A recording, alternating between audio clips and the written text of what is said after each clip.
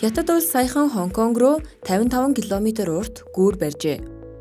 Энэ нь одоогоор дэлхийн хэмжээнд далай дээгүүрэх хамгийн урт гүүрт тооцогдож байна. Тус гүүрийг барихад 420 мянган тонн ган төмөр ашигласан бөгөөд энэ нь 60 ширхэг Эйфелийн цамхагтай тэнцүү гэсэн үг юм. Энэ гүүр нь захиргааны онцгой бүс болох Хонконгийг Хятадын өмнөд хэсгийн Жухай хоттой холбожээ. Гүүрний бэлтгэл ажил гэхэд 6 жилийн турш үргэлжилж 8 жилийн хугацаанд 16.8 тэрбум Америк долларын өртгөөр барьсан байна.